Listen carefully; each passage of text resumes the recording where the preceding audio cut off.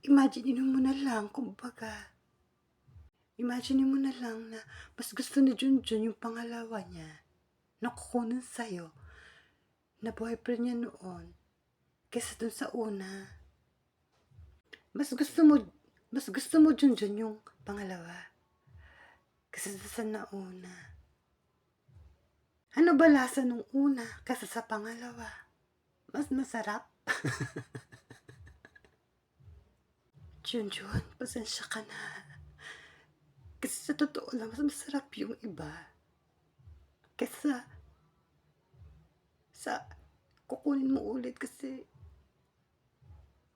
hindi man ako kabastos-bastos para tanungin sa mga ganyan, diba? Hindi ko sila tinikman. Saka hindi ko sila titikman. Kasi nga, kahit ano pang lasa yan, kahit lasang keso pa yan, kahit ano pang lasa yon, hindi ko pa alam. Saka wala akong kaalam-alam kung ano yung lasa nila. Kaya, umamin ka na. Saka ibigay mo na yon. Bukas na bukas.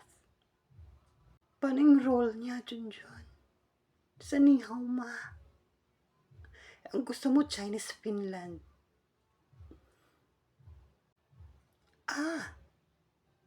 Gumawa siya ng paraan. Ang gusto mo naman sana, yung dalawa.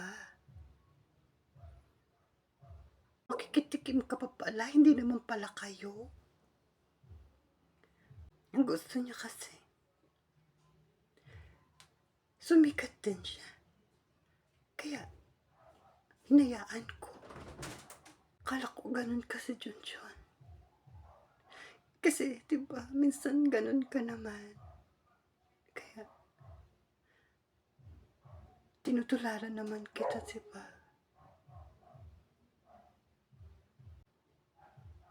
Masidhi kasi ang pinagdaanan ng buhay ko, Junjun.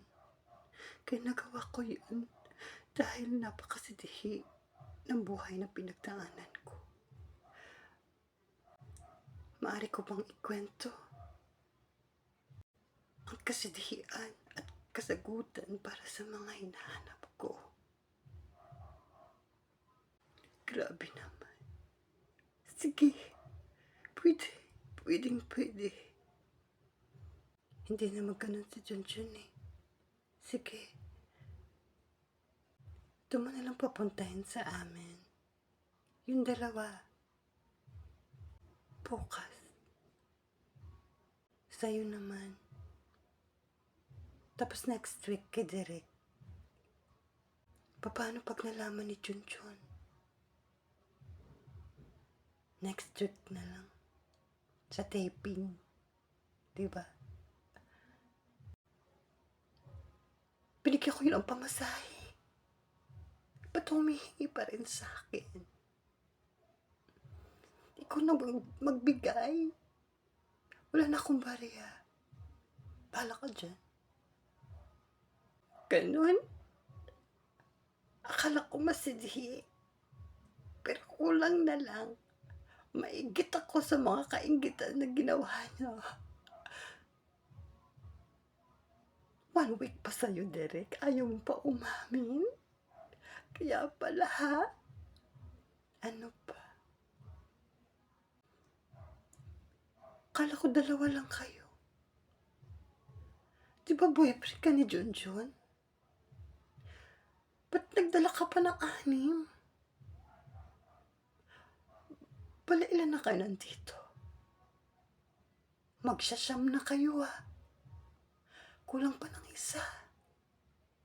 Para siyam na kayo. Hala. Ba't siyam kayo? Di sabi ko, 12.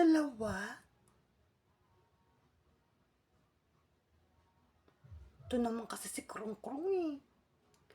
Hindi ka marunong magbilang. Ay, Krong-Krong! Hindi ka marunong magbilang. Ay, huwag kayong magpakita kay Junjun ha. Nasa labas. Makakalit yun sa akin. Next week na lang. kakausapin niyo. Wag, ganun na. Napaka-importante ko sa inyo, sabi mo nakaraang linggo. Tawag-tawag pa ako sa'yo, Derek. Yun pala, 12 na yung gusto niyo.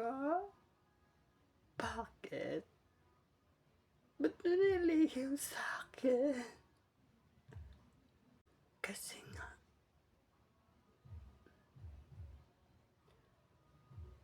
kung sabay-sabay kayong lalabas, makikita kayong 12.